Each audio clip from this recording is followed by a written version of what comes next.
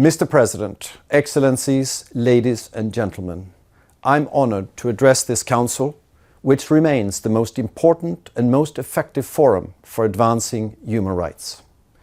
Human rights, as defined by the UN Charter, the Universal Declaration and the Human Rights Covenants, and echoed by subsequent regional conventions around the globe, are devised to save us from tyranny, re-establish human dignity and equality.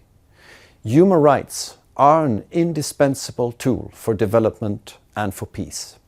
They guide us in ensuring that technology serves humanity, and they assist us in dealing with global threats, from climate change to weapons of mass destruction. Human rights do not belong to any one civilization. They form the basis of the social contract between governments and their population everywhere. They are inalienable, universal, indivisible, and interdependent. Economic, social, and cultural rights depend on civil and political rights, and vice versa. They are mutually reinforcing, and only by addressing all rights can we ensure that development benefits everyone and achieve the Sustainable Development Goals. Leaders found a global consensus around this again when they adopted the Pact for the Future last September. To our help, we have created a precious architecture of the UN human rights ecosystem, as well as regional and national human rights structures supporting states to deliver on their own commitments and ensure that we leave no one behind.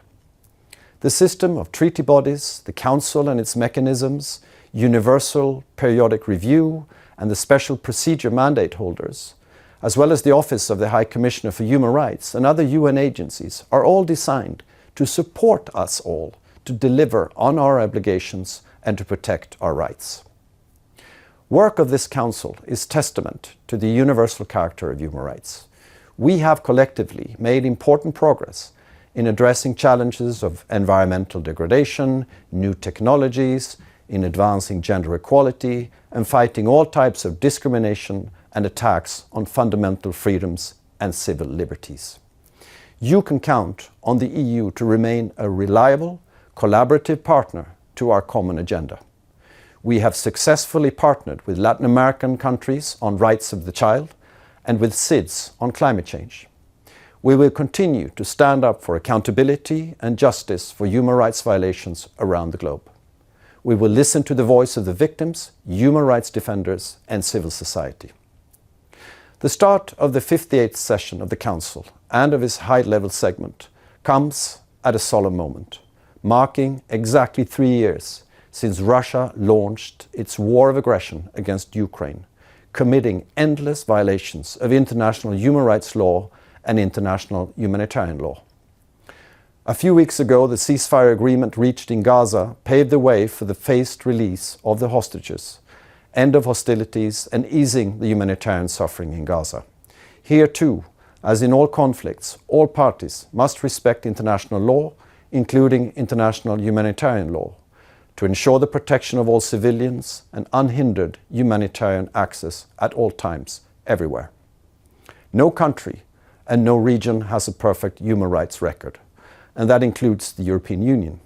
We are ready to listen, learn, enter into meaningful dialogue and share our own experiences of our lessons learned and our dilemmas. Human rights do not need to be a divisive agenda. We will work with all those who want to engage. Together, all the United Nations members have a duty to prevent and ensure accountability for human rights violations and abuse, no matter where they occur. We will support all those who wish to bring these situations to the Council, as the Democratic Republic of Congo did a few weeks ago. And we will support the institutions set up to bring accountability, including for war crimes and crimes against humanity. The EU reaffirms its unwavering support for the international criminal justice system, particularly the International Criminal Court, as well as its commitment to upholding the Rome Statute and preserving the ICC's independence and integrity. Thank you.